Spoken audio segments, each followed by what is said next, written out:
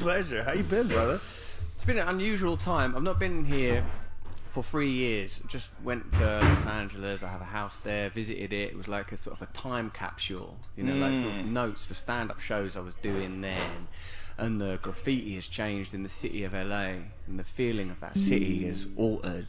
And you can tell that some sort of window, some portal has been passed through. And of course, I'm aware of, because it's a global event, I'm aware of what that has been. But it's strange to be back here. Yeah, it's interesting when you go away from something and then you come back and there's like a tangible feeling of change.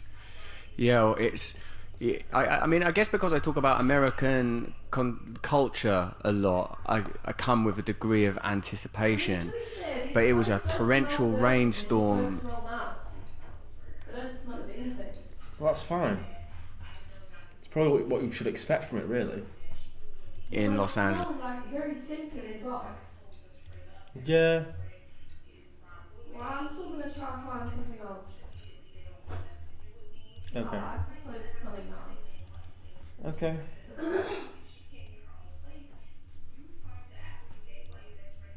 I'm aware that like you've moved out of there, that a lot of significant people in the space that I work in have moved out of there. And there was a feeling of uncanniness and eeriness. Some of the familiar sites for homelessness have been cleansed as if by Travis Bickle's rain. You know, it's sort of like just... Really? They've moved homeless people? For example, Gower Street. The Gower Street Bridge, there would always be sort of like a little tented community there. That seems to have been moved along, and maybe a perfect metaphor for that problem, you know, moving them rather than... You feel like those homeless people are still somewhere rather than that problem has found a resolution. No one really has a tangible resolution. I haven't heard one resolution that's like, okay, that we could put our fingers on, that's real. Do you know that in our country, during the pandemic, in London especially, but also in other cities, they temporarily housed homeless people as one of the pandemic measures? Like, we can't have people on the streets, they'll cough on someone, put them all in hotels, put them in hostels. They solved it. And then when they reached the point where they were happy that the pandemic had leveled out, they kicked them all back out again. Right, that's it. We're not worried anymore. Get back out there. I wonder why they did that. Do you think it was just too much time and effort to manage those people? Like they're shooting up in the hotels and causing ruckus and... Well, I wonder what was the reason for like putting them back on the street, because it seemed like if they solved that, like they should be like, oh, well, you know, let's just keep dedicating these resources to keep these people housed. I feel like that the anomaly was the housing rather than the ejecting. I feel like that they, when it was convenient and suitable, they could find a solution to homelessness that was an economic one, and then when it wasn't necessary anymore, they just pulled the rug out from under it. But I'm sure, like, that comes with complexity. When I was first working in media, when I was still a using drug addict myself, I did these things that I considered to be like psychological jackass. You know, that was a big show at that time, those amazing guys doing those incredible stunts. And I was like, well, what if you did the psychological version of that? So I had like a boxing match with my dad. I had a homeless guy move in my house. I seduced an octogenarian lady. I jerked off a man in a toilet. All of these things were the periphery of my limits as a drug-using young man, just trying to make my way in media.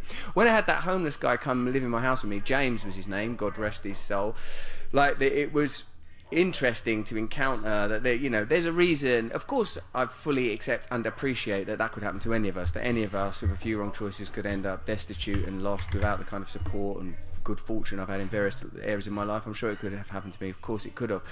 But there was a sort of like a gravity pulling him back out into the street. You know, there was a gravity pulling it. It was like he couldn't deal with being in a house. Admittedly, these were not organic conditions. There was like cameras around and stuff. But it was not a high budget production. It was really lo-fi stuff on a lo-fi digital channel. But being around that guy, he was like a heroin user. I was using heroin with him at that time. The sort of peak of the show was when I got into we had a bath together. That was like, I thought, what's the most intimate thing you could do with a person to sort of overcome the idea that homeless people are somehow dirty or different, or like they should be excluded from society. So I had a bath with this guy. This stuff's still online somewhere, I presume. And it pushed both of us to our limit. In the end, James decided that he preferred homelessness to bathing with you. That's right. He made his choices. In the end, we just got a taxi to nowhere, Just got a taxi for him and just let him out anywhere. He'll work his own way in the world.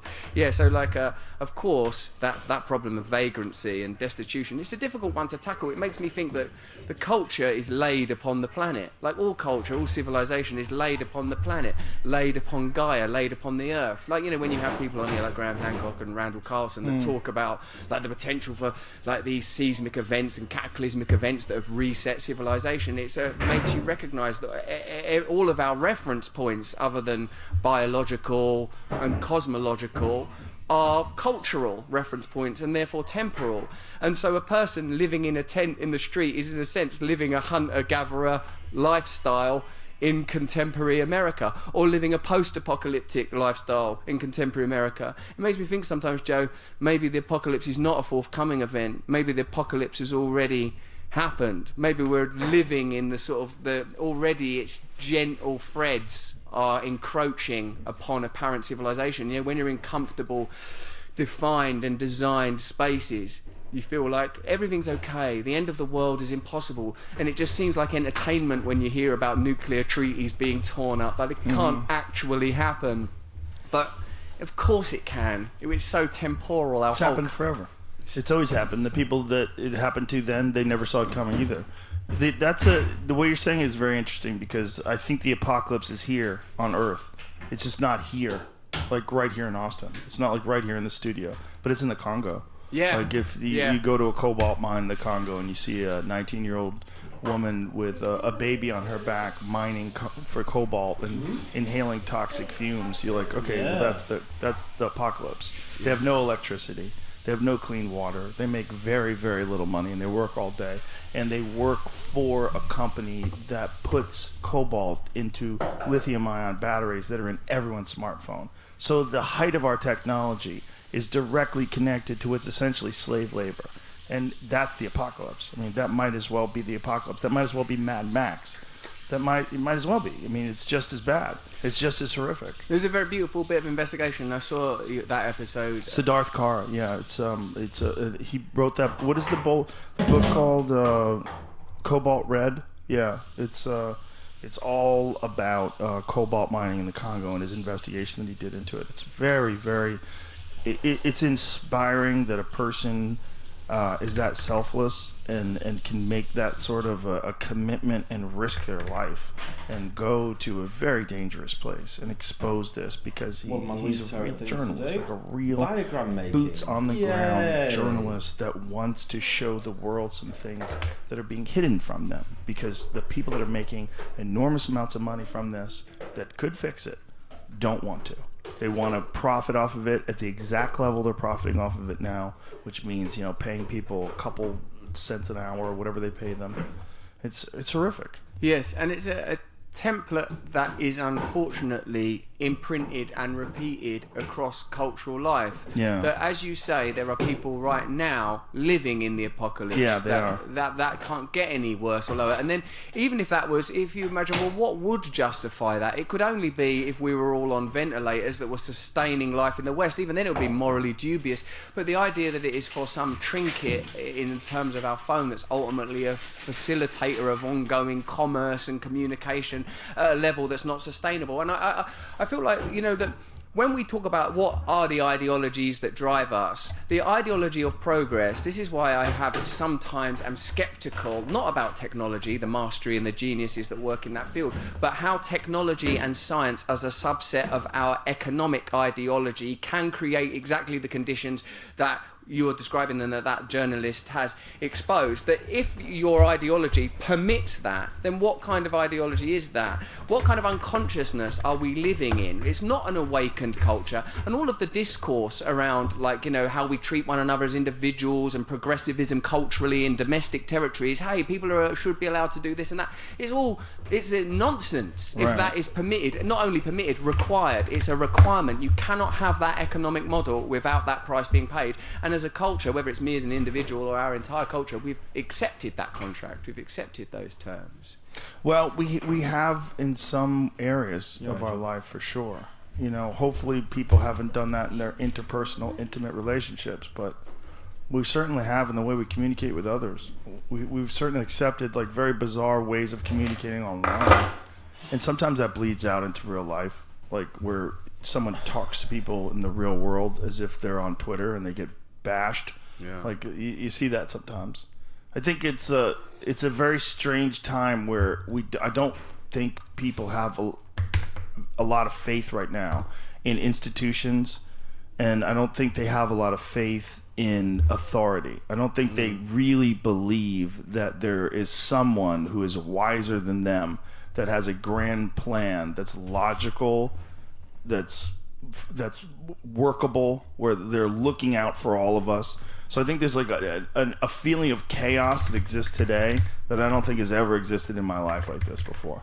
Even back during like the Bush administration, when they thought, everybody thought Bush was a moron, they still thought there's a good cabinet, and they're following all the checks and balances, even though they're probably extracting too much money, and there's probably a lot of cronyism and a lot of undercover deals and a lot of like no bid contracts with Halliburton and that kind of nonsense. He still thought they have things pretty under control. It's a very solid institution. Nobody believes that now. You see Pete Buttigieg and fucking Kamala Harris, and Biden can't get a sentence out. You're like, this is madness. These people are utter fools. And these are the people that are running everything. And these are the people that are getting us on the brink of war with Russia. And I don't have any faith in them, and I think most people don't. I think you're right. And with that era of the Cheney, Bush, Wolfowitz, Rumsfeld, it felt like, these are the Death Star bods. Yeah. What's happened is there's this risen up military-industrial complex, Rand Foundation ideologues from the Republican right, who were the sanctioned baddies back in those days, are trying to profit from the colonization of the Middle East. It's part of a new American project. We sort of understood it, but from where I'm coming from, it was somehow recognizable, and 1 million people went on a march to prevent that war taking place because they knew there were no weapons of mass destruction, which we now know to be the truth. And as you say, now the figures that are in that place are sort of posing as the good guys, like affable and avuncular presidents and sort of friendly people of, like, that are across the identitarian spectrum that's meant to feel inclusive and progressive. Yeah, they're wrapping themselves up with progressive identity politics and then promoting a war. Yes, at the same time. It's very wild. Yeah, it feels like a mask and a veil. Like, this is what's interesting for me, is as we navigate this new and emergent space of being able to present counter-narratives, and continually, like all of us now, have like experienced, you're a right-wing conspiracy theorist, you've joined the alt-right, you're a gateway to this, the dark web, all of that language that grows up around it. Like, and I've heard you speak about this obviously a lot, but the truth is that who isn't sympathetic? Anyone that's got a family or loves someone is sympathetic to the idea that people are going to have various types of identity around culture and religious expression and racial expression, and this is a conversation that the whole culture has to be involved in together. What my issue is, I don't think they believe in that stuff. I don't think they care. I don't think that they are creating an agenda to advance the interests of vulnerable people. I think they are using it as a distraction and a veil in order to carry on with the same kind of corporate and financial interests that have always determined what the establishment is. And if there's one thing we can point to in our lifetime, it's that the liberal establishment has become co-opted by the same forces that traditionally we regarded the right to have been co-opted by: military-industrial complex, financial industry. And there's palpable evidence for that. And in order to not acknowledge that transition's taken place, they're able to keep the cultural conversation going. We care about your right to express yourself and your identity.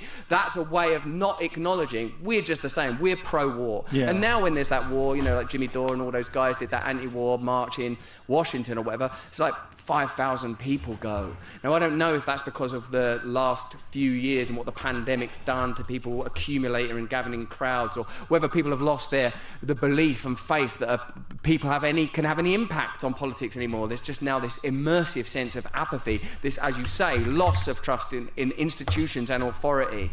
But something extraordinary has happened when people that say that we're the peace and love party are the party that are advocating for war, won't include some of the complex conditions that have led to this current crisis, which there's clearly a case for, like, you know, NATO's infringement on Russian territory, the 2014 coup. I know I'm not telling you anything you don't know, but like, it's extraordinary that those conversations don't happen. Right. It's like, actually, like, that post-Trump and post-pandemic, everything sort of enters into that template. There are certain things you're not allowed to say now. If you sort of say, were Russia in any way provoked? Is there any legitimacy to this, to their military, to their military actions from their perspective? That's the same as saying, oh, I don't think you should take certain medications, or maybe masks aren't necessary. And people aren't, it doesn't seem that the culture is learning. It doesn't seem that as the evidence is evolving, that people are saying, oh, wow, look, the stuff you were being told 2 years ago now, the things you couldn't say online 2 or 3 years ago,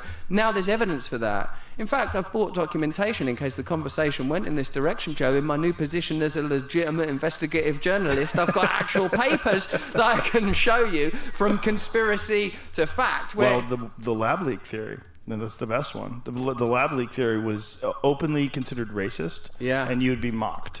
Even though legitimate biologists, like when I had Brett Weinstein on my podcast in April of 2020, he was saying back then, there's very clear evidence that this has come from a lab. And he explained it as a biologist who worked on coronaviruses from bats.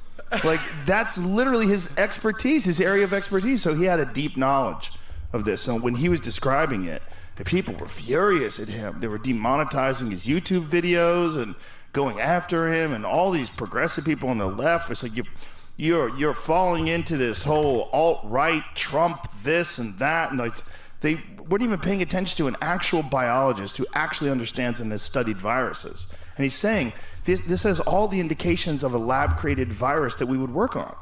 All of those conversations you were having, like Malone and McCullough and Weinstein, when you actually listen to what they're saying, they're talking from a biological perspective. They're scientists and doctors. It's not political rhetoric. They're not saying, I believe in this, and this is how we should organise culture, and these are the hierarchies that should be in place. So it was extraordinary that what they were met with was politically and ideologically driven. Like that, at the beginning of it, it seemed like there was such an appetite to frame everything Trump was doing as ridiculous that, you know, like they sort of highlighted and framed Fauci saying that, like, I think Trump said it could have come from a lab, and Fauci said that's ridiculous and it's implausible. But like, you know, like you said, Weinstein was like, oh no, you can't have that evolutionary step without the intervention of without engineering. Have you read The Real Anthony Fauci by Robert Kennedy Jr.? I read some of it. The letters are very small in the book, aren't they? Like, I've got it as a physical book. It's very small print. It's challenging. I've been listening to it. I've been listening to the audiobook. Who's doing the reading? Not Robert Kennedy himself. No, Robert has a voice issue. Yes, he has that voice issue. Ironically, got that voice issue from a vaccine injury. Whoa. Yeah, isn't that crazy? It's like it got its revenge in first. It started it off, I think. It was... he had a side effect from the flu shot. And that's one of the side effects. It's a very rare side effect, but one of the side effects of the flu shot is people develop some sort of problem with their vocal cords. These characters that have become so maligned and marginalized, even in my lifetime where I still worked in mainstream media, people like Alex Jones or David Icke, they were like, even people that were skeptical about them, or even people that ridiculed them, didn't try to posit them as dangerous. Like, and the same, I'm assuming, with Robert Kennedy. They were sort of... the David Icke one, they always made fun of him for lizard people. Because he always would say that there's shapeshifters and they're lizards, and there was no evidence. It just seemed really preposterous. And then, in the beginning of the pandemic, he was trying to connect COVID with 5G. There was a lot of weird... Like, he's got some squirrely ones. Believe it or not, like, it's hard to say, like, to the general public, Alex Jones is way more reliable than David Icke. But he's way more reliable than David Icke. Alex made a tremendous mistake with Sandy Hook. And he did that in a time of his life where he's experiencing a psychotic break. He was drinking a lot, and he was having a mental breakdown. And he really believed that everything was a conspiracy, and that the government is essentially run by these evil demons who are trying to depopulate America and ruin people, and he thought they were trying to take away people's guns, and he was convinced that someone had convinced him. I don't know how he I don't know what documentaries or what videos he saw, but he was convinced that they were using crisis actors and that they were orchestrating a false flag. He was obviously very wrong. Yes. And has admitted that he was wrong about that, but he's been right about a lot of things, so many things.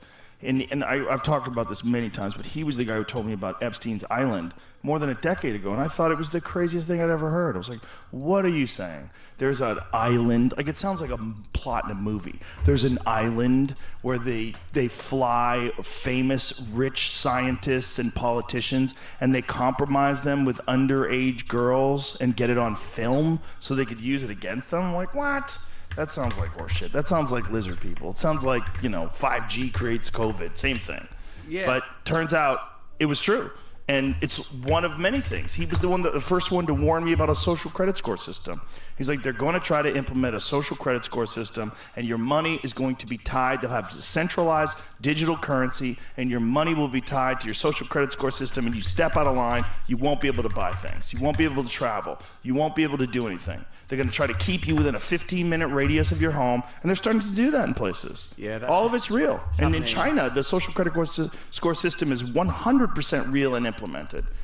I wonder what our obligation is as people that participate in this conversation to ensure that there is a distinction made between the empirical facts that are discussed and then you in particular with your rather unique cultural space, the sort of joy of speculation. Because when you think about some of the stuff that Alex Jones has said, and putting aside Sandy Hook and that acknowledged difficulty and transgression, some of it's as rhetoric is amazing. Like that they yes, there are sort of centralised systems of corruption that bypass democracy, and ultimately there is an agenda that can bypass administrative change. Policies that come out under the Republicans are pursued by the Democrats, and then and the military-industrial complex are able, through lobbying and through their overt and covert connections to government, able to dictate foreign policy, at least influence foreign policy. All of these things you can sort of demonstrate financially,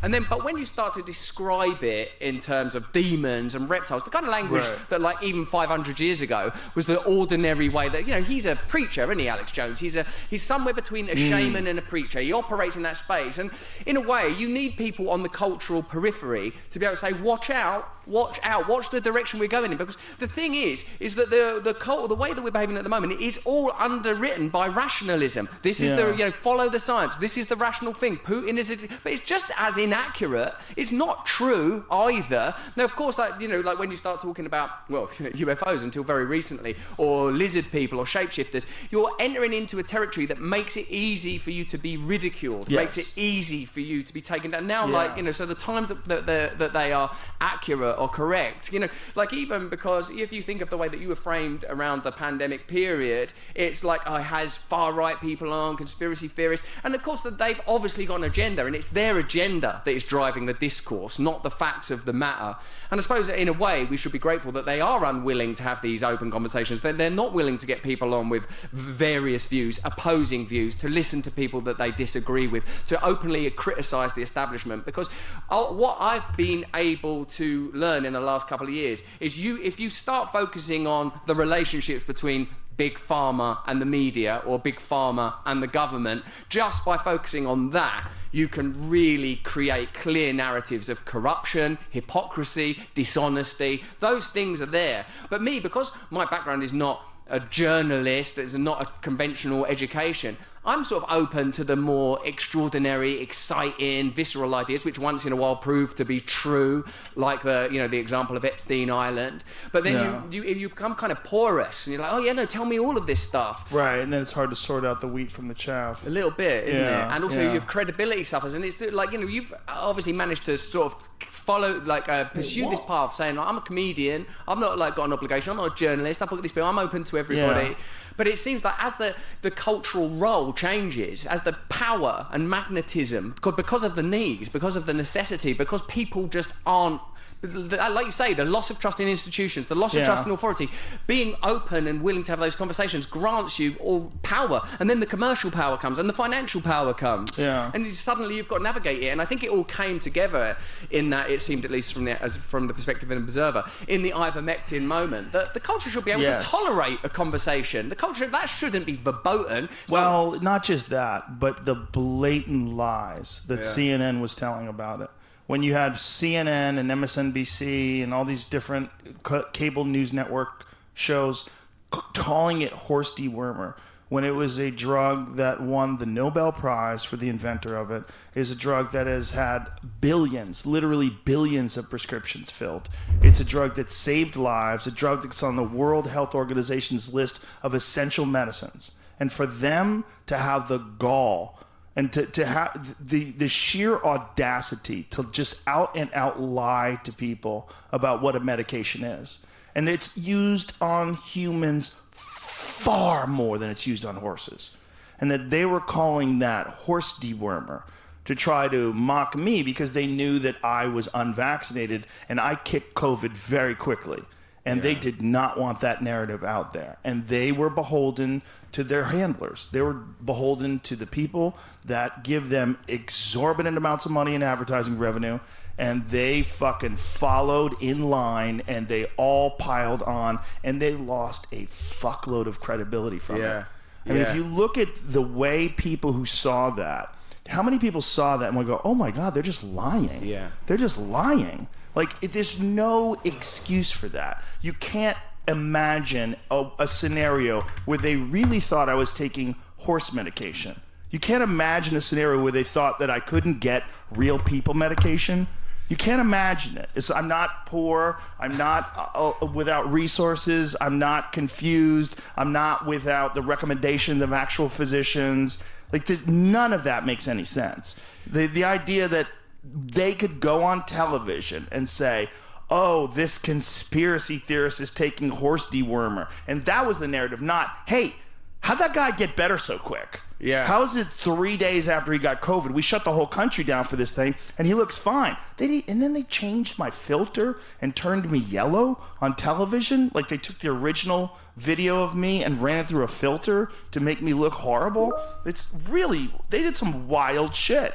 But that wild shit that they did cost them their credibility. I just don't think they understood the landscape when they were doing that. I don't think they do at all. I think they took an extreme editorial perspective without realising that's what they were doing. And I think that the entire mainstream culture has actually found itself on a kind of a peninsula, that where there is insignificant variety, in my view, between the two parties, which is why they're so willing to remain engaged in cultural war discourse and the conventional hot button topics in this country in particular around the pro-life, pro-choice and guns arguments. They're willing to remain in that territory because financially and economically they are ultimately aligned. That the most powerful interests in America are happy with either outcome. I think that what's happened in the media space is they've unwittingly found themselves in a place where there's a kind of that incompetence was afforded, that they're not used to being challenged, that the assumption was that you would be sunk by that narrative, that it was an insignificant new space, and obviously it was a massive miscalculation because they weren't watching what was happening. They weren't listening to the conversations with McCulloch and Malone and Weinstein, and that it is apolitical,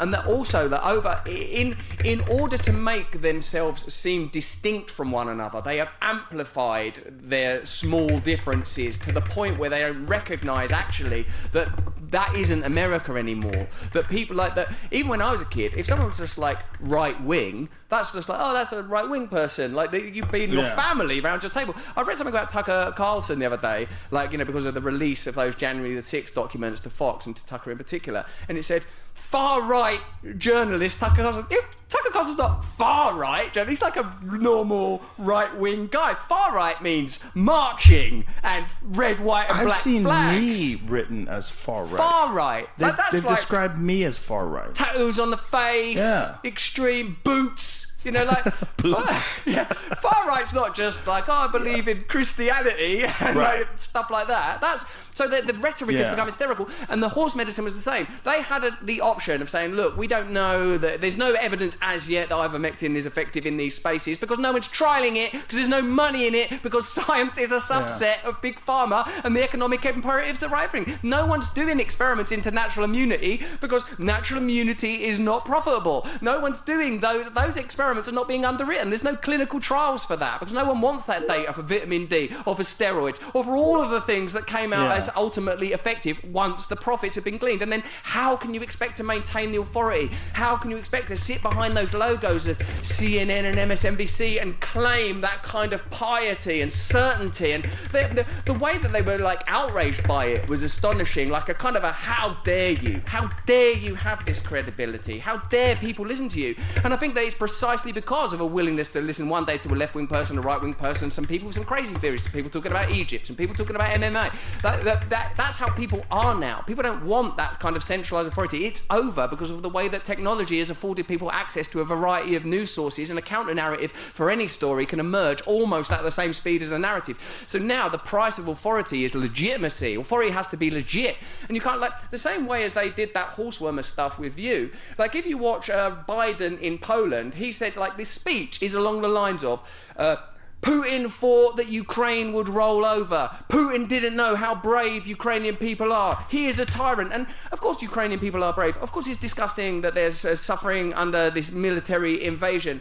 But there's, like, I could handle it, I think, if the president went, listen, we were involved in that coup in 2014. The kind of, even the sort of people that are, the diplomats that are involved in this are the same diplomats that are involved in stuff like Iraq and Afghanistan. BlackRock are going to profit subsequently from the rebuild of Ukraine. Russia have got their agenda. We've got our agenda. We believe our agenda is more in line with what most American citizens will benefit. But they can't actually say that because it isn't true, because that what they want is a unipolar hegemonic world, in the same way that CNN don't even consider that what they're saying is dangerous and harmful. And now we're at a point where it's sort of that their approach to it may have been counterproductive in the most basic medical ways, and they weren't able to have that conversation because of financial imperatives and because they're basically owned. Well, they're a propaganda network. Yeah. I mean, that's really all they are. They're just a propaganda network. And I used to think they were the news, and I think at one point in time they were the news. And I think somewhere along the line, when pharmaceutical drug companies started spending so much money, I mean, you've seen all those clips, brought to you by Pfizer, Anderson Cooper, brought to you by Pfizer. There is no way they can be honest. There's no way. If you're accepting money from the very people that you now have to hold criminally liable, and they have been criminally liable. I mean, they have the highest criminal fines of any companies ever for crimes like what they've done, lies, covering up evidence, and they just pay a fine and go back to work. And that's what's wild about it. If you killed 60,000 people with your company, and you know your company, whatever your company made, your company makes peanut butter, and that peanut butter killed 60,000 people, they'd be like, you got to stop making peanut butter. It's delicious. Yeah, but with the drug companies, they're like, oh, your experimental drug where you lied about all the tests killed 60,000 people. Well, we're going to need a small portion of the money that you made as a fine, like Vioxx. I forget what the actual numbers were, but it's something along the lines of Vioxx made somewhere around $12 billion. It killed somewhere between 50 and 60,000 people, and they had to pay somewhere in the range of $5 billion in fines. Now, don't quote me on the numbers, but it's pretty close to that.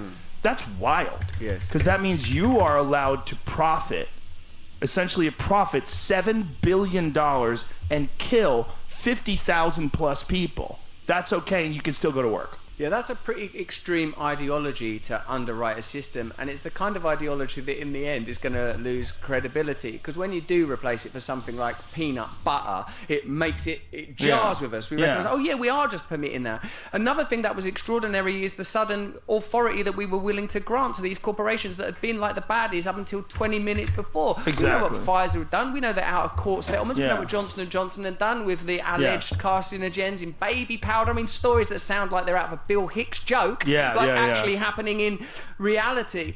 I heard this thing that guy, Pavlov of the dogs, like he did other experimentation, the results of which were that 20% of people are highly susceptible to hypnosis and similarly highly susceptible to placebos. Like 20% of people, if you give them placebos, it will be effective under the right conditions or whatever, and the same with hypnosis. And 20% of people will not be hypnotized and will not respond to placebos. The middle 60% is where propaganda operates. How many of that middle 60% can you persuade? And I was just astonished that authoritarianism could suddenly be repackaged in this manner. That authoritarianism could tell you that war is a good thing. That authoritarianism can tell you that big pharma is a good thing. That being locked in your home is a good thing. And also all the pieces of evidence sort of fell away from it. Oh no, natural immunity is effective. Oh no, there are adverse events. Oh, there are cases of myocarditis. Oh no, there are, like, every single bit of masks aren't working. All of it just started to fall apart, and somehow they're expecting the eligibility of their authority to have maintained in spite of the edifice cracking open. And it's so convenient that of all the remedies, that only the ones that are controlled by pharmaceutical companies are the ones that get highlighted. And one of the best pieces of evidence for that is vitamin D.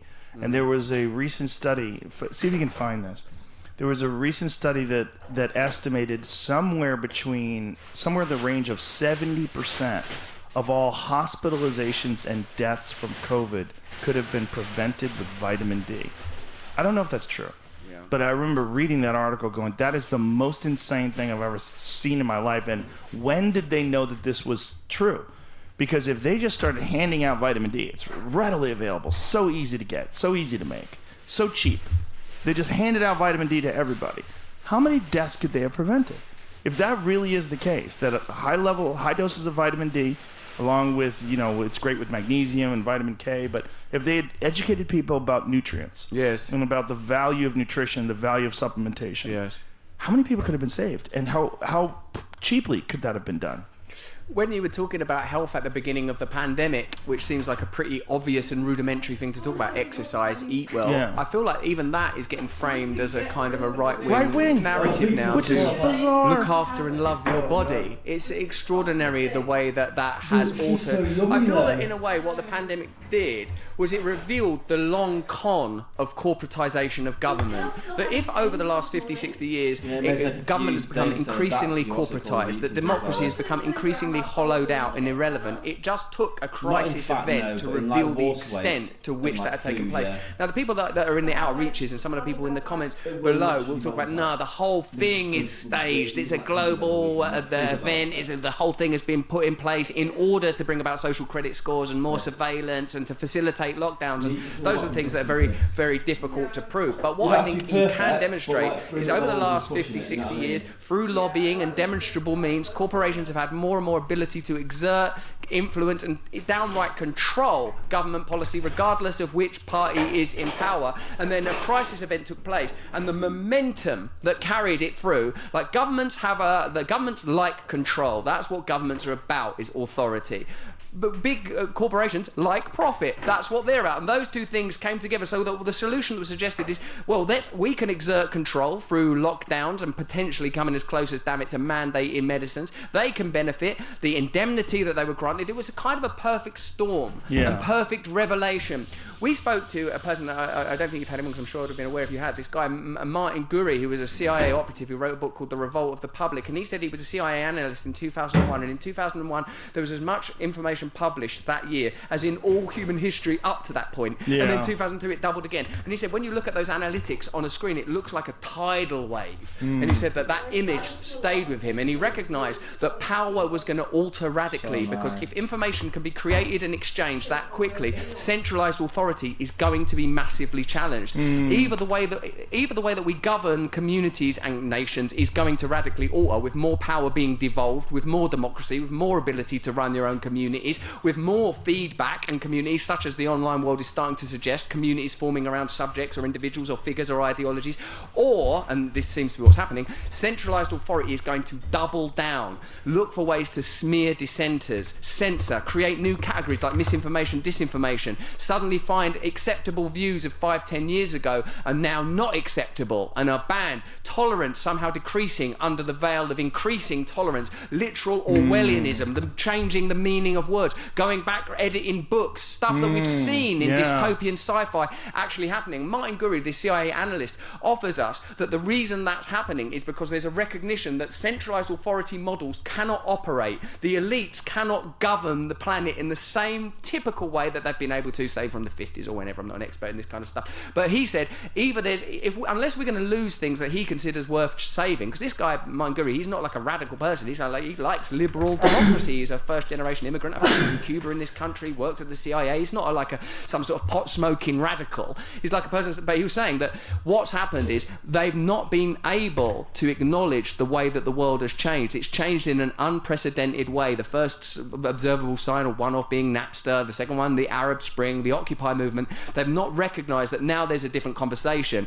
And then, you can add you actually to that, because what happened with now what we'll do is we'll shut this geezer down. But they couldn't, because the economics of that, we were already too big in the space for that to happen. So they don't know how to. He said what's going to happen is the new elites will emerge that understand how technology works, and I guess that's why we're seeing, have seen the rise of social media, the amount of power those big tech companies have, their abilities to evade taxation, the degree to which the Twitter files revealed they work closely with deep state operatives to a point that we just wouldn't know had Elon Musk made those moves. I think they're also operating with very crude tools currently that will soon change with AI. Right. I think AI is going to completely shift the narrative, and then from then on, you're going to be dealing with disinformation on just a vast scale of impossible to decipher. You're not going to. I watched a video today of Joe Biden talking about some girl's ass. It wasn't real. Yeah. But it's like, here, I'll send it to Jamie so we can play it, because it's so crazy, like what they can do now. It's just how long before it's absolutely impossible to detect. How long before you have no idea what's real and what's not real? It's not that long from now. And they'll be able to, the people that own these enormous tech companies will be in cahoots with government like they are now, that they censor narratives, they demonetize people that talk about COVID in the wrong way or even at all. They're going to do that same kind of thing, and they're going to do that same kind of thing with whatever they want to highlight. Like any narrative they want to highlight. And you like, as a consumer, as a person on the outside that's just watching things, it's going to be so confusing. And there's going to be narratives that, like, if you're an inclusive person that believes in equity and fairness for all, you'll believe this narrative. And then if you're a person who believes in liberty and the First Amendment and the Second Amendment and to protect our borders, you're going to believe that narrative. And then they're going to feed it with fake news and fake video and fake voices. Here, I'll play this, Jamie. Here you go. When you see these things, and they're crude now, like you know it's fake because you know the actual recordings of Joe Biden talking, but how long before it's a video that's completely indiscernible? You're not going to be able to know if it's fake or real. You can have him doing things that he's never done before. Fucking booty I've ever seen. God damn, that shit was huge. I could barely believe my eyes, man. I had to cool myself off with a chocolate chip ice cream cone from Ben & Jerry's. Shit was actually fire. No pun intended. My buddy Kevin from the Secret Service then brought me to the White House to sign some more shit. It was probably more money for Zelensky in Ukraine, but I didn't really give a fuck. Remember to keep it real and vote for me in 2024. Swipe it. Yeah. How wild is that? Yeah, as has been commented, I wish he was this competent. The most alarming thing is that that's a really cohesive sentence from Joe Biden. He's got a bit sexist, but his faculties are in order. It's bizarre how far he's deteriorated. And when I was talking about it during the election, and people were like, I was actually talking about it with Eric Weinstein, and he was like, I can't vote for Biden. And he goes, I can't vote for Trump. And I go, I would vote for Trump before I'd vote for Biden. Just because I think with Biden, like, he's gone. Like, he's gone. You're going to be relying on his cabinet, and I knew his cabinet would be this fucking sideshow of diversity, and which is exactly what it is. I mean, that one person who stole all the women's clothes, that Sam Brinton, we highlighted on the podcast yesterday, like, that's a diversity hire. You just said, oh, look at this. A man who dresses like a woman and has a beard and a mustache, but also wears lipstick. This is perfect for us. I don't give a fuck what this guy's good at or bad at. I don't give a fuck what their credentials are. This makes us look like we're inclusive. This makes us look like we're on the right side. So let's hire this person. And you can't have those kind of people running a Ben and Jerry's. You certainly can't have those kind of people running the fucking most powerful government the world's ever known. It's nuts. It's nonsense. What they've been able to do is introduce contentious issues to the forefront of the culture that prevent the kind of alliances that are necessary taking place. The reason that when I'm over here, I'm having conversations, in addition to the great privilege of coming on your show with, like, going on Bill Maher or going on to Tucker or Ben Shapiro, is because I feel like there's got to be a new conversation around politics. We can't just stay in these little camps. Now, like, I feel sometimes that Joe Biden is the perfect president for the time because he's like the perfect metaphor of what it is. This system is over, and for all of the talk of diversity, what have you got? You've got a career politician, white male, that's falling apart before your very eyes. It's telling you that it's bullshit, and that they'll put people in positions in order to carry that narrative, but for no other reason, because I don't truly believe that they deeply care about those ideas. And even if they do deeply care, the decisions they're making are decisions that are in alignment with the agenda of Raytheon, Lockheed Martin, with centralized banking authority. It's not going to change the world for any of them. They've managed to make ordinary American people hate one another, like on the basis of a 50-50 split. You can't criminalize half of a country and say that they're far-right fascists any more than you can say that, in my view, extreme leftists. These kind of issues oughtn't be what's determining how a country is run. And when they are the issues that determine how a country is run, the powerful run amok. The elites are able to pursue their agenda just fine. Yeah, because they've got us in these ideological camps, and they've got people infighting and ignoring real problems. Yes. And it's such a transparent hustle. It's so obvious to see how it's being set up and how easy it is to get people to fall in line with it. That's one of the most disturbing things that happened during COVID, is how easy people rolled over. I was like, this is wild. I expected more pushback. I expected more people to ask about the data, and particularly when they started saying they were going to vaccinate children. I expected more people to go, hey, what's the fucking data on kids? Or when they were telling people to vaccinate pregnant women. I was like, what data do you have on pregnant women? Because pregnant women, if you like normal medication, when a pregnant woman is taking normal medication, they have to be very careful. Because stuff that you can take when you're not pregnant with very little concern, all of a sudden becomes a real issue if you have a developing fetus in your body.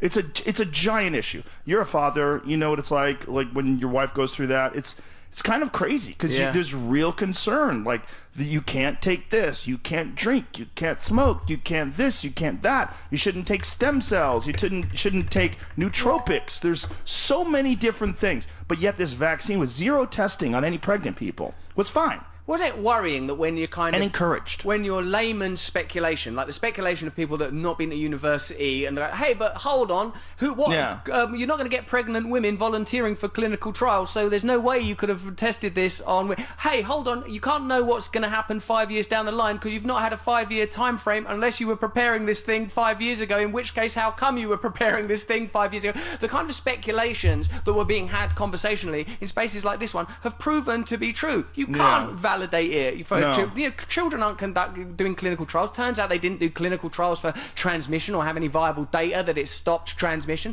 It was like that's one of the things that alarmed me most is how easy people rolled over to an authoritarian edict in countries like mine and yours, where it was assumed that wouldn't happen. I remember the narrative being when the stuff was going on in China, good luck trying that stuff in the United States. But and then they pulled it off. pulled it off. If you amplify fear, I feel like it might be like with how it is on an individual level, although it's always hard to scale what affects you as an individual to what affects a bloody planet. But like if I'm frightened, I become suggestible. When I'm frightened, I'd be like, oh, just give me authority. I'm calling the 911 now. Right. I'm willing to, like, you know, when my wife is sick or whatever, I'm calling, you know, suddenly the Reiki ain't an option no more.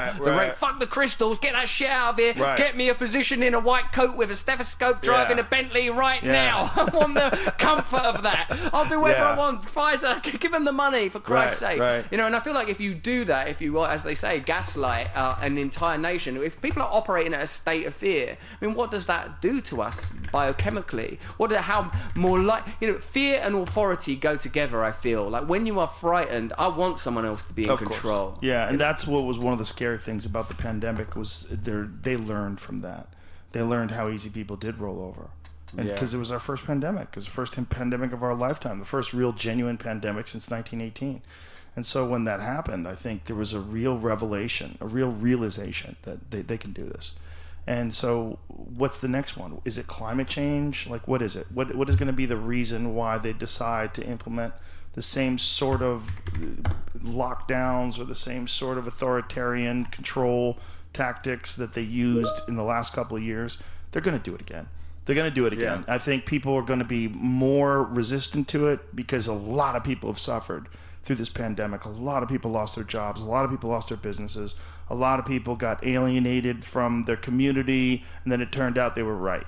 And now people are upset and bitter. I mean, there's so much talk of not forgiving people that shamed people for not getting vaccinated. There's so much of that going on, like, fuck them. And, you know, my take from the very beginning is like, you can't do that. Like there's no way you can stop forgiving people. That's the dumbest thing you could ever choose to do.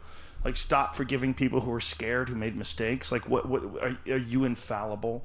You know, are we going to deny people one of the most basic behavior characteristics that human beings exhibit when they're pressured? So they make mistakes and they cower and they show fear. So you're going to write these people off forever because they decided to be assholes because they were scared? Like, that's ridiculous. You can't do that. I suppose this is where it's a requirement to have some genuine values like clemency, compassion, forgiveness, things that also seem to be getting extracted out of the culture. It's not like there's a set of principles that people have recourse to, a set of binding ideals. It feels to me like that the only safeguard at this point is some sort of resolute democracy to say, we're thinking that the best thing would be 15-minute cities, but of course you can vote for whether you want your city to be a 15-minute. We're thinking the best thing might be this medication, but of course you can vote. What you don't want is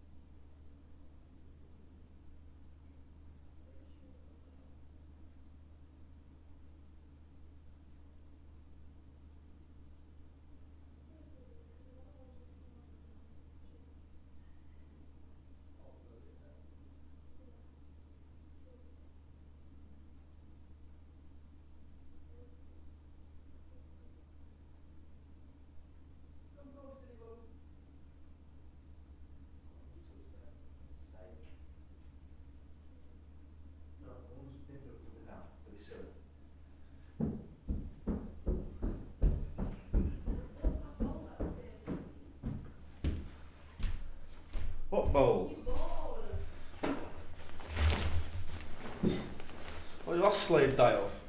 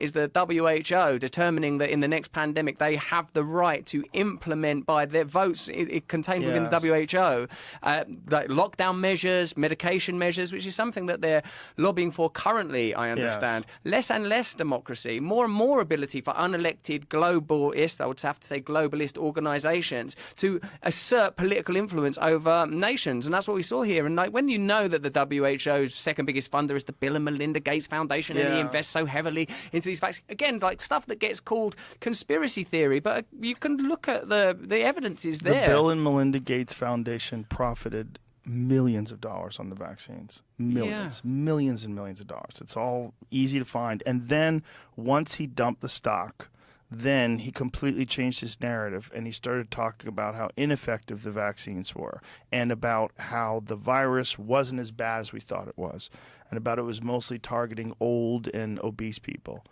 Like, this is fucking wild, because this is the same guy that through the entire pandemic was talking about how great these vaccines are, and these vaccines are so effective, and they stop the virus, and they stop transmission, they stop infection.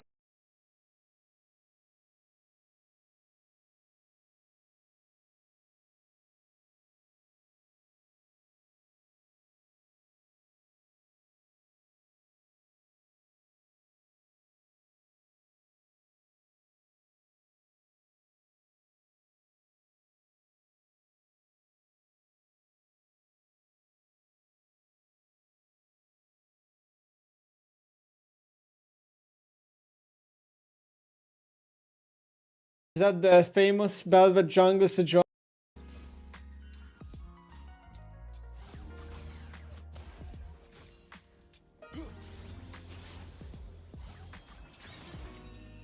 Not the easiest time to space into Veigar when he has Q range increase.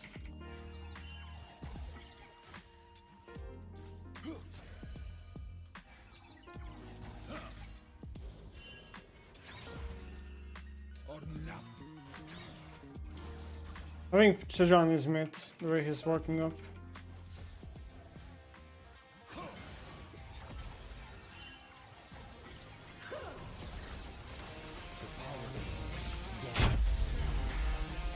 Okay, it's not Sejuani, it's actually Velvet, but yeah.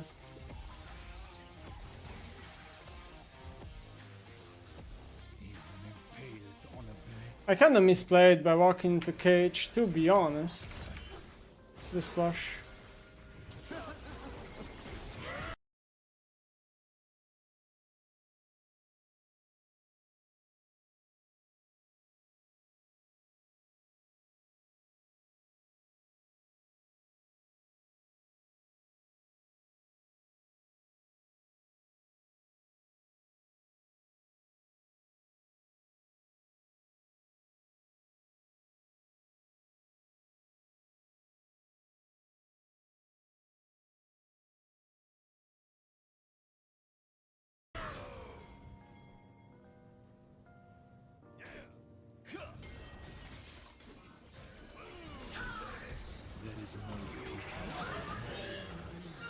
Okay, nice.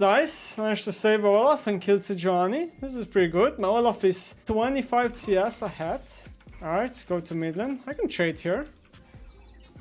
I have found my limit 1,000 times. Still, I press further.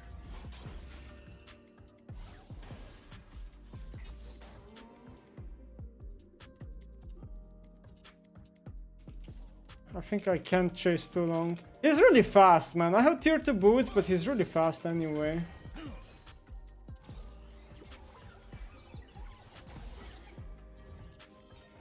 Wear a helm, so that I am only a soldier.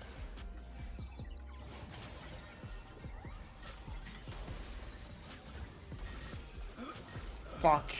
It's so hard to survive that, man. Veigar spacing is so strong, because he has so much MS as a champ. I'm so close to 6, I wish I had 6 right now so I could ult at least.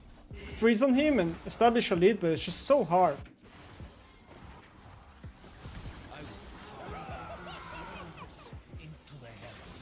That was kinda obvious though.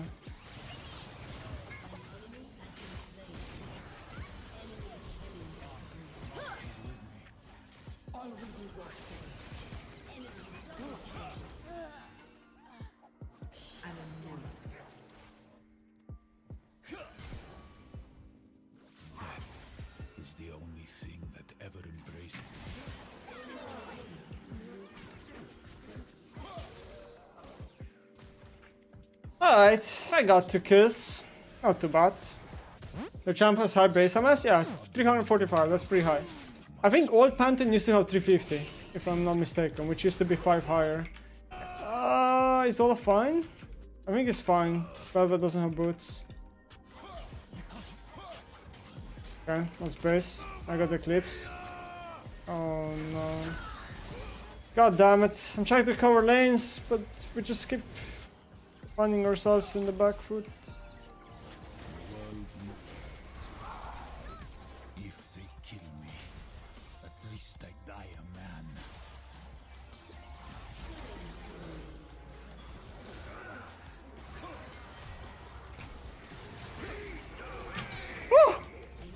Nice.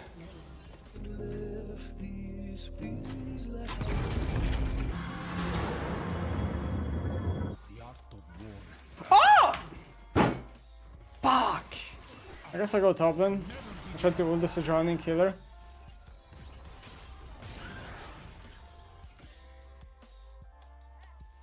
I am the tip of the spear, raised against surrender. This. Nice. Okay, I can push. Molotov is dead again, man. What is this gameplay? It's just perma dying. I can't grid for more, sadly, so I'll just base and buy this.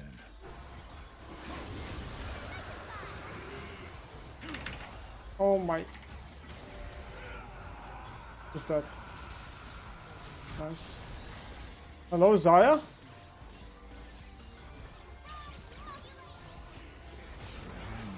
Using a Twitch Prime on Nemesis equals free 100 LP.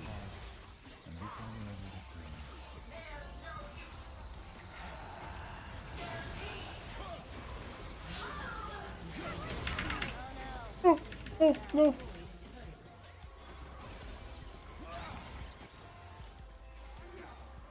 Alright, I'm alive. Our Olaf didn't do anything, but that's fine.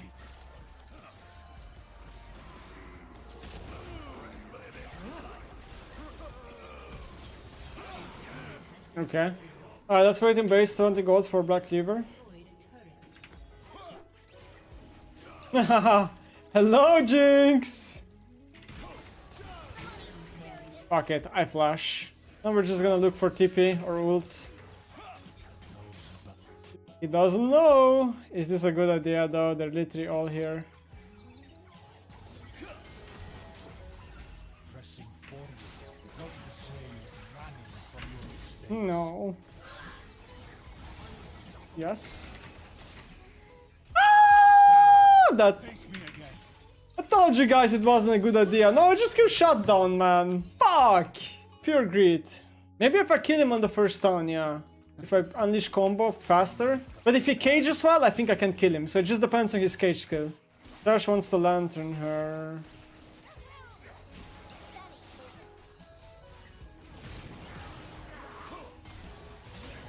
Alright. Oh, there she is! Come here, Powder!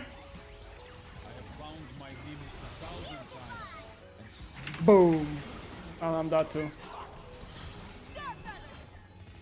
That was a very late ult by Zaya and a pretty bad positioning. Oh, she can do this Q over this wall? It's such a thick wall? That's so OP.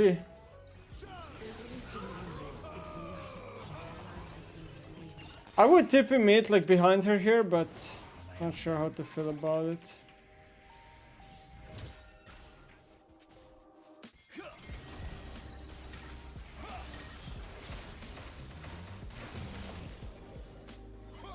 This champ does so much damage.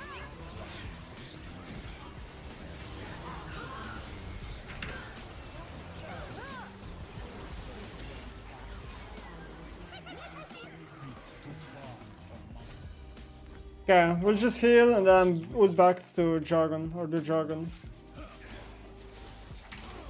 Oh, my Q does 1k, lol. mine is being cast down, so I can rise once. I could have ulted, but it's kind of dangerous, because we're walking right into Veigar cage.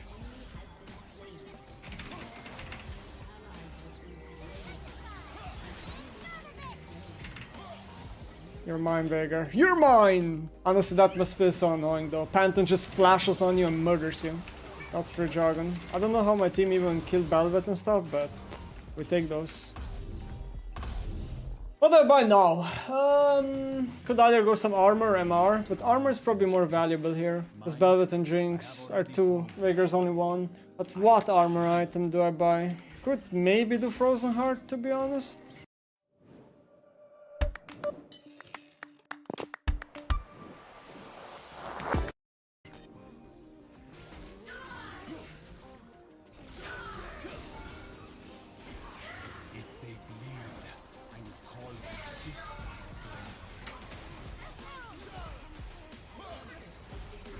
I don't need to base her. It's all you guys.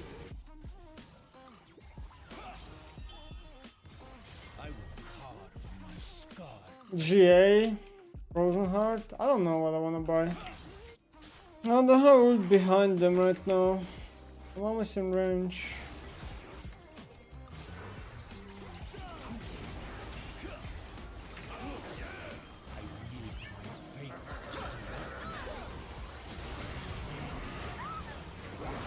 Trying to get in range. I think we lose, guys. Jinx is just killing us. That should secure. Oh my. Lose. What is Olaf doing? Ah, but you just give Jinx a reset, man. Why did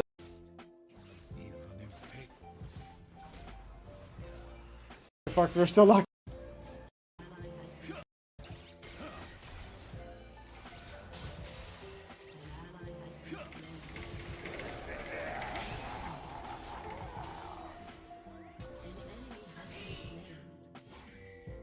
Keep fighting.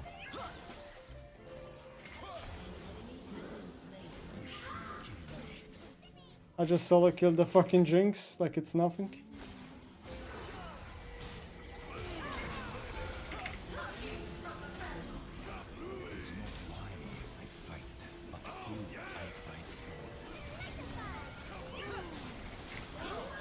Pantheon.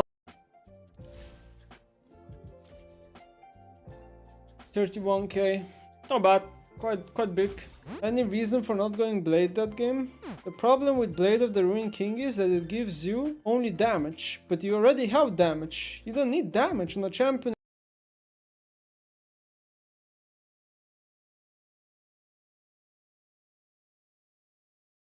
A lot of money. This is motivated by money, and his entire career he's been motivated by money. And he's been a guy who is really good at Monopoly. I'm bringing you guys today another video. Today we are continuing. I thought he would parry me. I thought he would use his barrier to layer it, or sorry, his E. To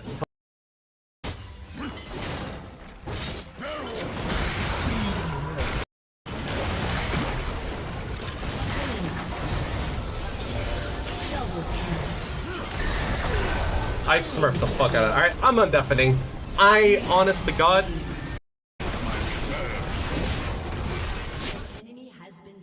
He actually won that. I think he won that because of GPL though, because if I'm not mistaken, my GPL did 1.1k damage. So, yeah. I imagine Rakan is here. I lost my ship, but not my soul.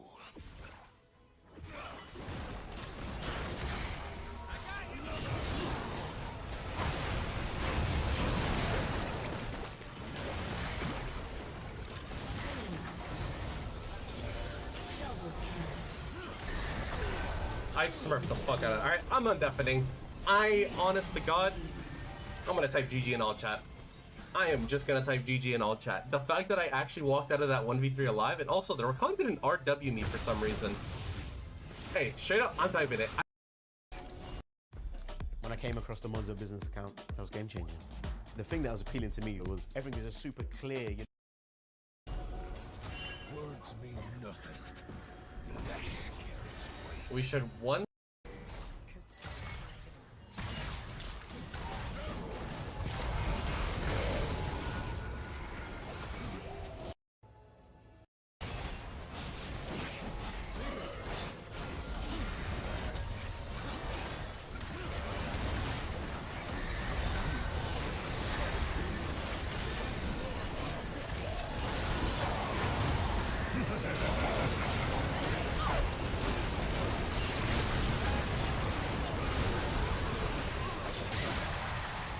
And that's the game. Cut down this much impact doesn't care. Below what you gold on their Warwick and Challenger. So, and at the same time, we'll also be addressing Gangplank nerfs for the first time since the nerfs were dropped. So pretty much for those of you who don't know, his passive was nerfed by about I think it's 50 to 100 damage on his passive. Scaling, I think it's 50 to 150 actually, now that I'm thinking about it. His barrels are now globally displayed for everyone to see. They all see I have 2 barrels. This is a little ammo bar, so 2, 3, 4, 5. Right now I have 2 in my inventory. Everyone in the game can see it. I personally think it's a very silly change.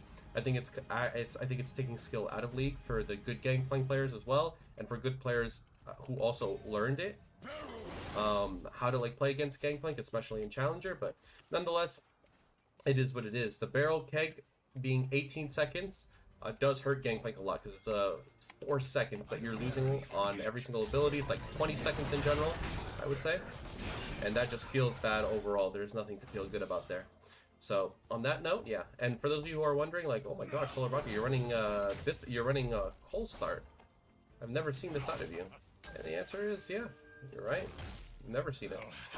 But I'm going it versus a lot of tanks, including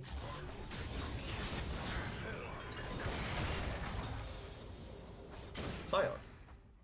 Giving me a cheater recall. I'll be honest with you.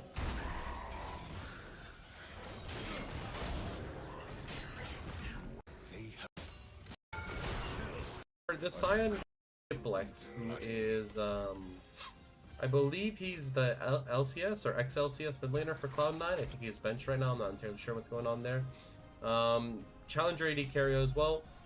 Don't really know if it's a hidden account. A lot of LCS players tend to play on anonymous accounts. That way, if they grief in solo queue, they can't be held accountable. So yeah, respect to this guy for at least doing the bare minimum and showing his name when he plays League of Legends and Challenger. And also, the enemy mid laner is Dave Mon. Very chill guy, very cool guy. Love playing versus Dave Mon, love playing with him. He's a really cool guy. And yeah, we're just gonna drag this wave up a little bit. We're kind of just covering our own ass right now. Kind of rogue kill threats. I just noticed that he actually ended up staying, which is pretty interesting. Nice little Nunu gang. Thank you. He ends up missing the cannon for this. Yep, he did miss the cannon for this. I still have my TP up as a result as well, so I'm able to stay healthy. Like I said before, Cole is very good into tanks. Usually I pair it with Biscuits. I just forgot this game. So it's usually better to not ego it and to just run the Biscuits regardless. But in this case, it ended up giving us our Sheen. So I guess it was a happy accident. But, yeah.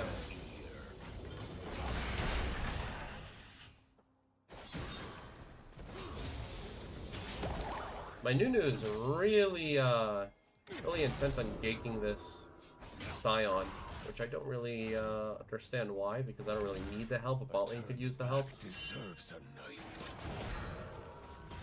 I'm good. I'm good.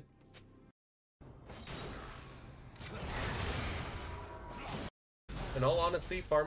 If you guys are not keeping up with my new guides and videos that I've been outputting, Katana is extremely high value versus these tanks.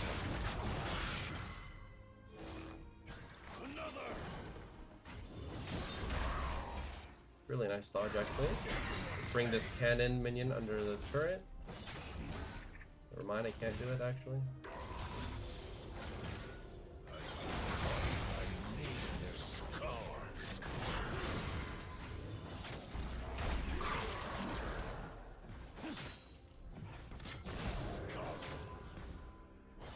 Oh, I did not think that minion would get focused there, if I'm being honest with you. For I started this journey on my own, but it didn't take me long to meet you guys. And now I found a place where I belong. And it's not curable. Oh my god, wait, my Draven just got a kill though. Some way, somehow, my Draven somehow got a kill and he cashed in. Now, Scion should be roaming, if I'm not mistaken here. Most Scion players roam.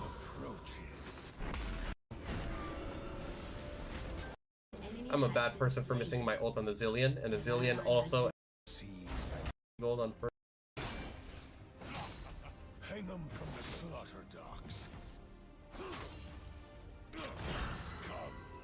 No idea where this Scion is at the moment. So I'm just gonna place this barrel down, and then we're going to...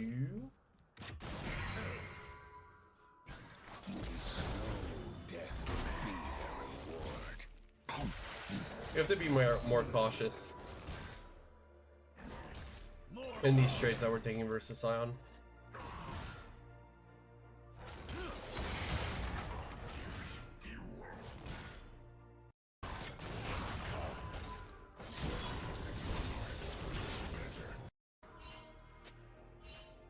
Scion's currently missing. I gotta shove in this next wave.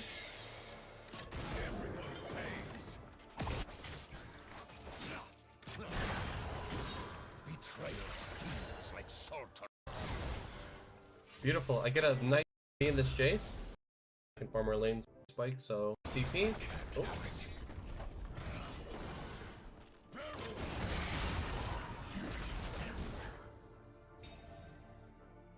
Okay.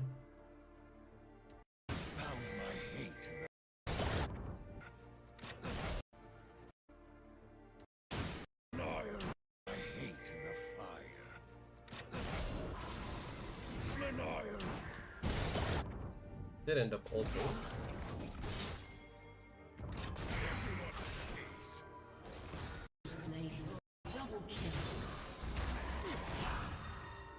Jenna has been saying my bad a lot. Kind of worrying.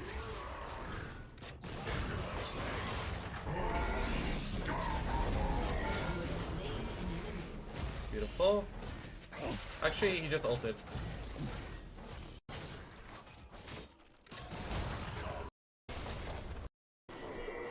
Double cloak and Swifties, that way I'm able to get a double passive reset on this Scion. Now he's gonna be able to get a play here, but it's not the biggest deal in the world. I'm gonna mute my Draven because he's a Draven player, and that's all the reasoning I really need. He's a Draven player, so that's it. Granted, our Jen is also griefing him, so I understand where his frustration is coming from, but yeah.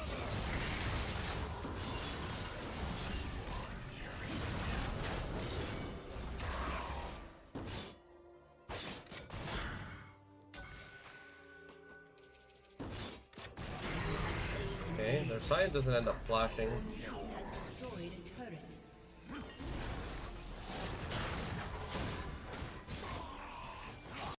They're extremely zero barrel, so I'm alright. This wave.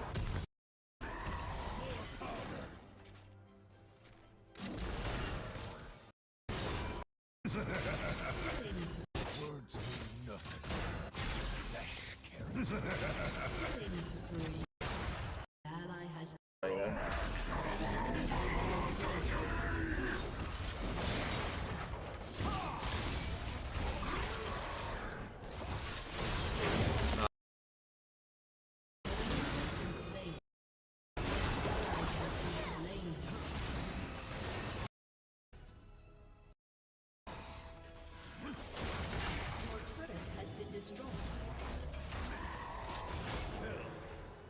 It sucks that we don't get this dragon as a result of Draven getting to 1 HP mid lane and then Jace also dying, but it was Reckoning approaches. Scum. Pays.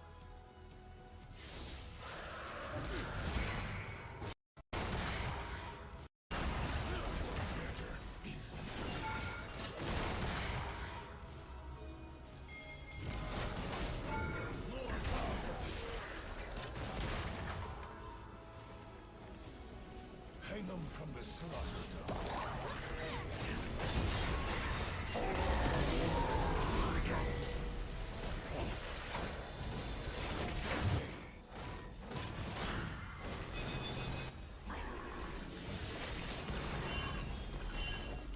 Be slow.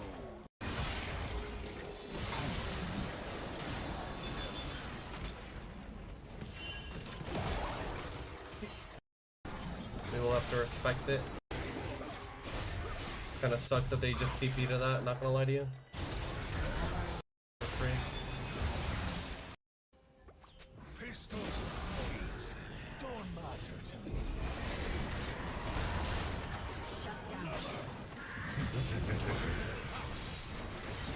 I messed up really hardly. I'm gonna blame it on first game of the day, to be honest. Those girls were pretty bad.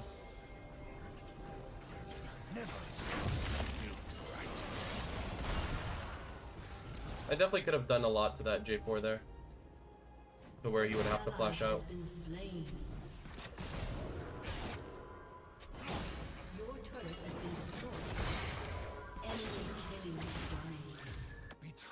I mean, this Senna is kind of Baron. What you waiting for?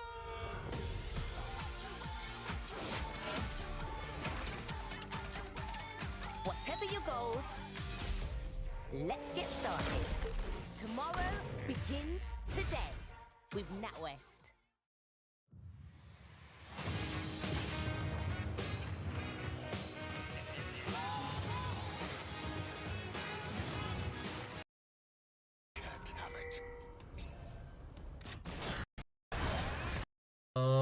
I'm gonna need LDR, I feel. Okay, I'm gonna need LDR. Everything is completely gone. It didn't need to be.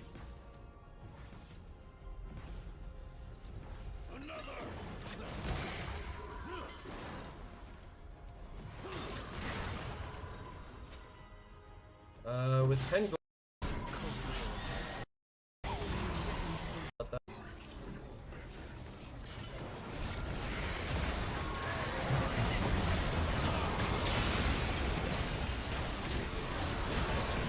Still trapped in here. I was so close to getting that barrel off.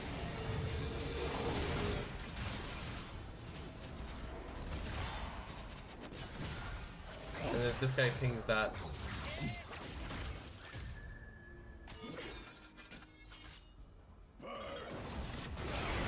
Ooh. Perfectly hitting these barrels actually.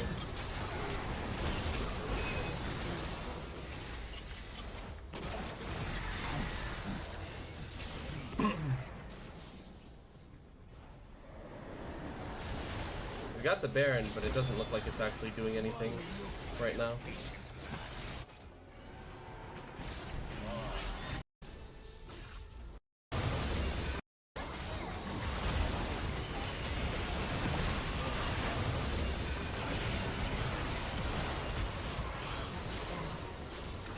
Beautiful.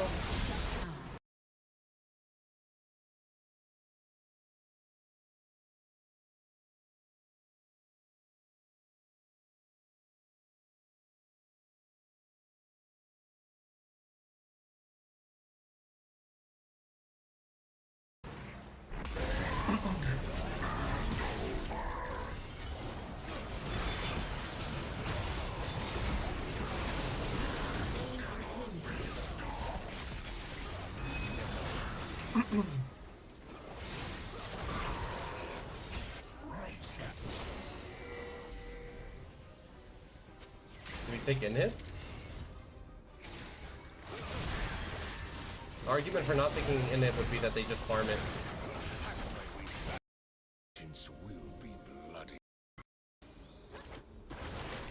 I really need this Akshan thing to run out. Ooh, hold on. Maybe not. Akshan the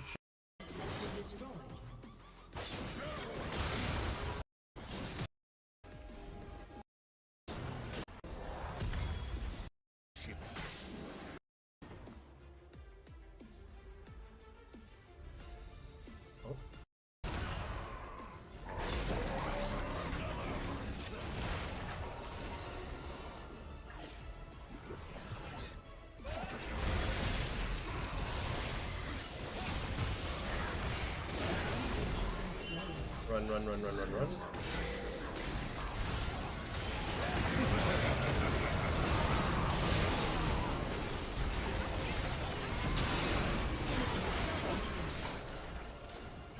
really can't kill him? Okay, nice.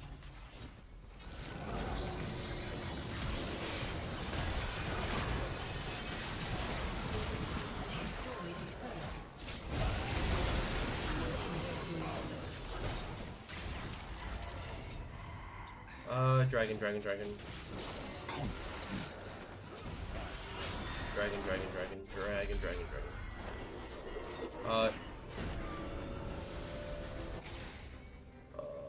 Okay. Then I guess I'm on my way.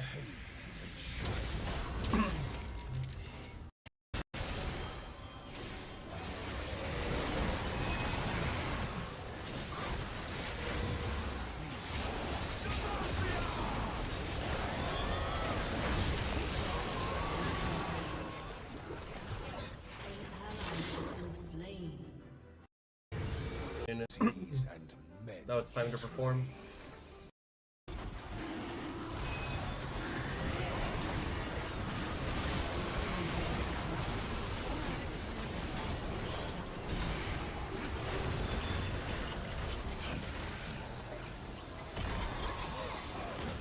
When the world needs a hero, chat, we are here! I just said chat and I realized I'm recording. Okay, maybe I'm a little stupid, but it's okay. Okay, point is we have to kill this guy.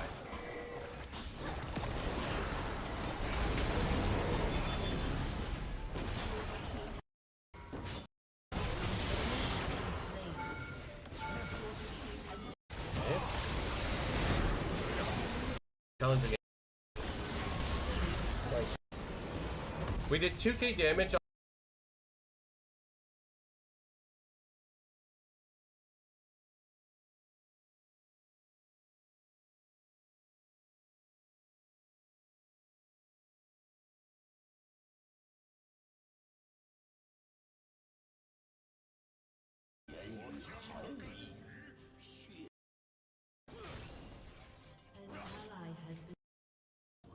I don't know what's happened. Bit of a nightmare. The smell is really bad. There's water everywhere.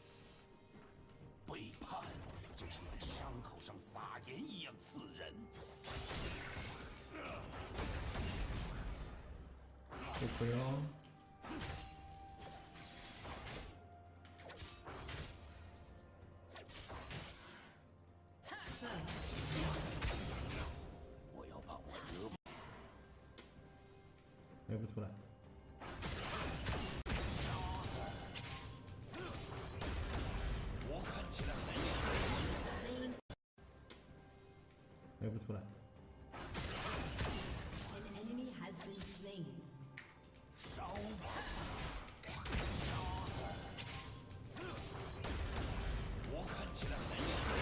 Slain an enemy. 先下手为强，后下手为强。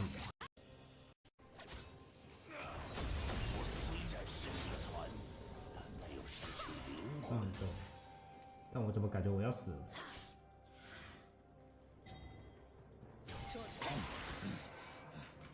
现金好的还行。然后再给大家兄弟们决定。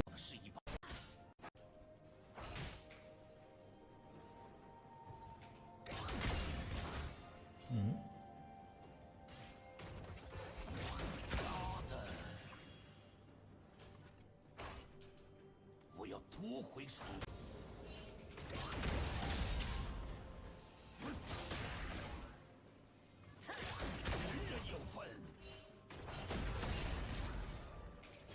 苦寒可没有什么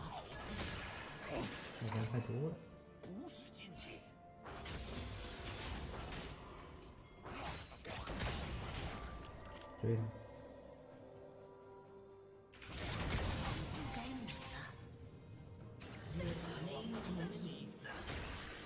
果然狗还是有。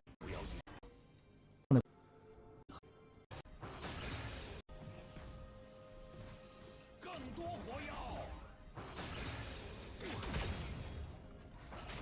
不要相信比尔吉沃特的鼠辈。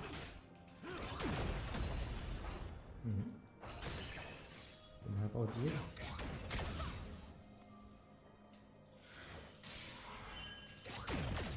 谁痛啊？你痛还是我痛？我有。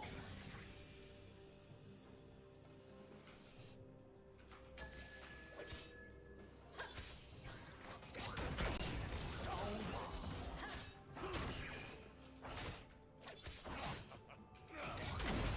残忍待所有人。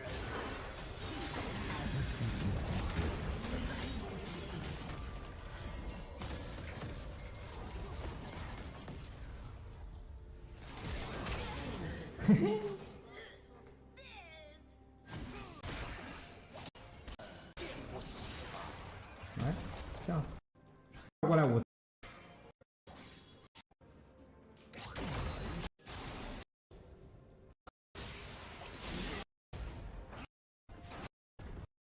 OK， 算了，别死了，你在干什么？的吗？冲中单去呢？是小孩子。又一个。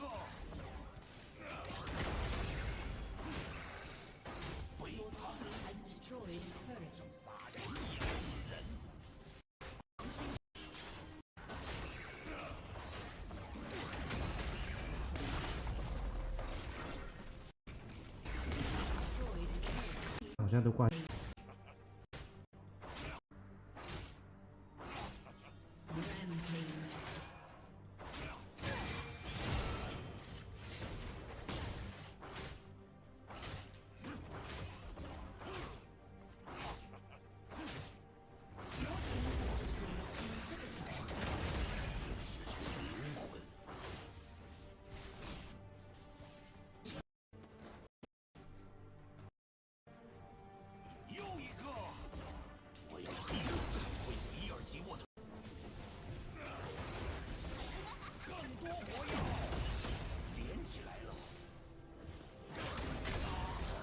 呆米。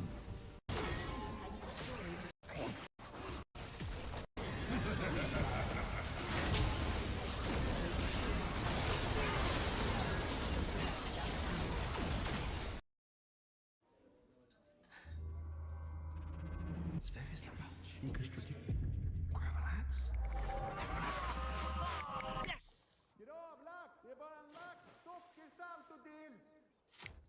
The Gravelax, please. The UK's fastest 5G network. 3.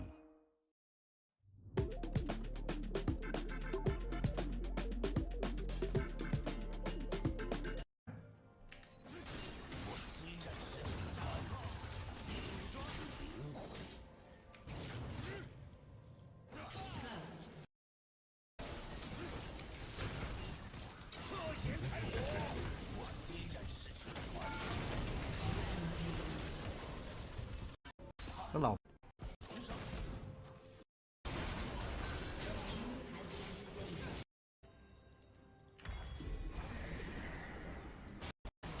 Có 2个。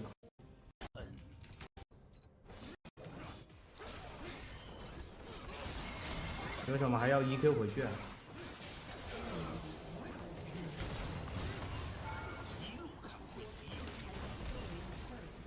他为什么要 EQ 回去？不能直接跑。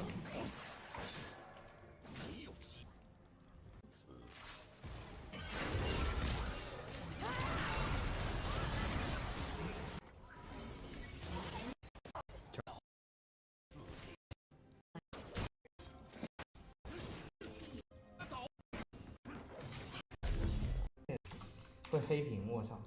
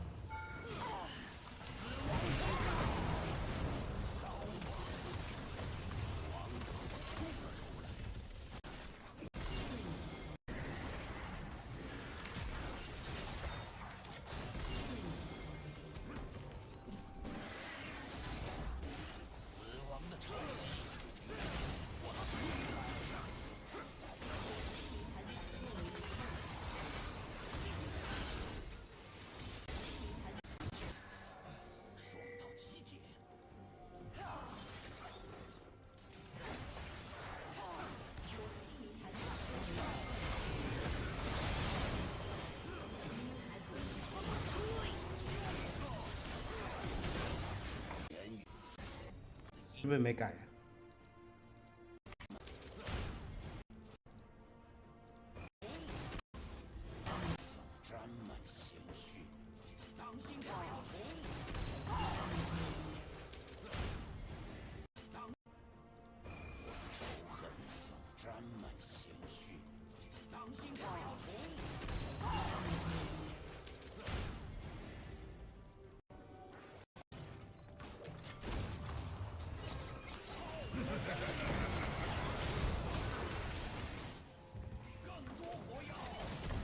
啊？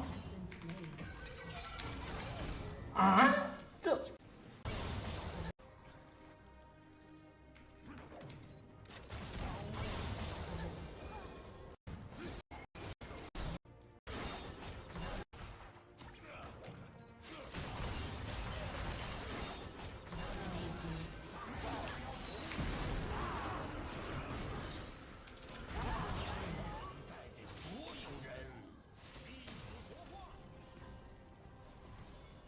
什么东西？这锦头妹好高的伤害，这个影魔的，我去，猫咪，估计就没用。其实他这个挡不了太多伤害，如果我 A 的是真山的话。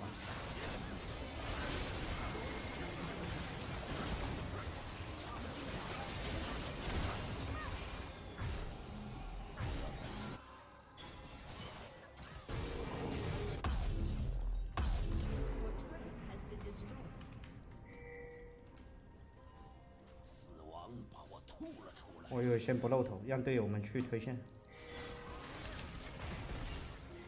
被绑。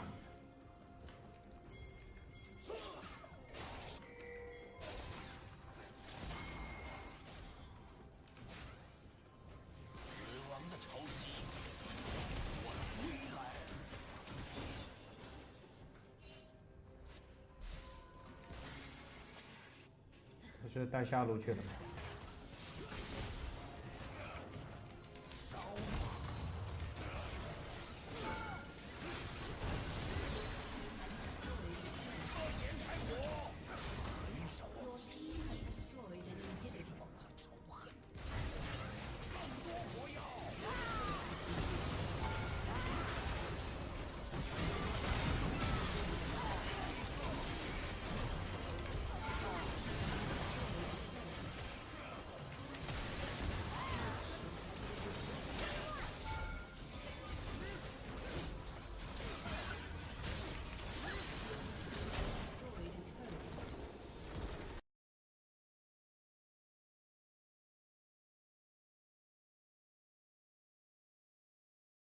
You might not believe me when I tell you that this game that you're looking at right now, which you may have mistaken for, say, Call of Duty, is actually Roblox.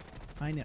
Now, I saw a recent viral tweet by Creekcraft about this game, and I just had to know if it was real, so I installed it, and it actually is. It's called Frontlines, and it's an experience created by Maximilian, a Roblox game studio that seems like it's run by a handful of young indie developers. Frontlines is more or less Call of Duty 4 that you can play in a browser. It runs like butter, has decent visuals, and amazingly, the gameplay isn't bad. Now, this is my first experience with a Roblox anything, and I have to say it's way better than I thought it was gonna be. The gunplay is surprisingly competent, which is actually hard to do in any video game, let alone the Roblox engine. It's clear that Roblox has something going on under the hood that makes it perfectly suited for more of a classic arcade FPS feel. The guns and time to kill are pretty snappy without feeling too hardcore. The movement is fast and twitchy, but still grounded enough that you don't feel like you're playing an arena shooter. And of course, I had to peruse some of the other Roblox experiences, and they were generally more well-crafted than I thought they were going to be. But obviously, what sets Frontlines apart from the other typical Roblox experiences is the visuals. If I hadn't told you what game you were watching, I would imagine most of you would have thought it was something like on the Unity engine or maybe the Unreal engine. But Want super fast broadband at a super price? Get Virgin Media's M50 broadband for just £25 a month, with average download Somehow the devs have managed to make this game in Roblox. Clearly they've been busy creating tons of unique maps and assets for the game. I wouldn't go as far as saying that this is like the next Call of Duty or anything like that, and I certainly wouldn't expect somebody to be able to make a Battlefield clone that looks this good anytime soon, but I would say that if you're a veteran fan of Call of Duty, you'll be able to jump into Frontlines and feel right at home. Now when it comes to the progression system, I imagine dedicated Roblox players will cruise through the ranks in Frontlines fairly quickly, but it feels like a bit of a grind. There's only 7 primary weapons and 3 secondary weapons to unlock that are spread out over 63 levels. There is at least a weapon attachment system that includes barrels, receivers, stocks, optics, multiple handguard positions, magazines, grips, and more. Over 60.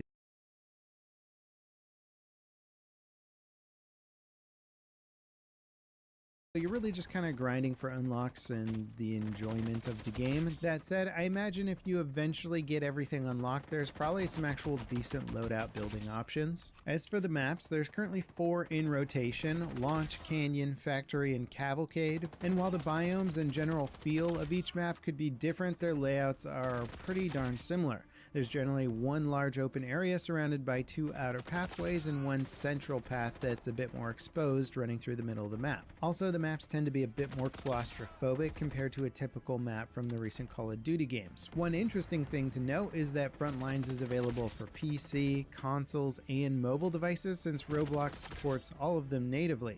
I didn't test the other platforms out, but based on the developer's footage of the mobile version, it actually looks like a fairly full-featured experience. Now, of course, there are more rough spots to this Roblox COD clone. Visibility is a bit of a problem on some maps, and it gets even worse during gunfights. Half of the time I got into a medium or long range firefight, I'm just kind of shooting blindly at the suggestion of an enemy. Some of the atmospherics could also be turned down a bit so the characters and the environment don't blend together so much. In close range, all the muzzle and hit effects act like mini flashbangs that can kind of make it hard to track your targets. Now, another concern is cheaters. It seems like almost every match I was in, there was accusations being thrown around, and oftentimes it felt like enemies were tracking me through the walls or knew where I was going to be at all times. In fairness, the minimap in Frontlines reveals enemy locations nearly 100% of the time, so it's not hard to follow the red dots around. Regardless of whether or not there's cheating going on, everyone thinks there's cheating, so they're definitely replicating that classic COD feeling. LOL. Now, the devs do actually have a fairly extensive roadmap available on Trello that includes some big improvements like better anti-cheat, map lighting improvements, tons of bug fixes and balance changes, updated audio, new guns, and more, all currently in development. The developers are also pretty proactive about releasing updates as Frontlines gets bug fixes and exploits resolved on almost a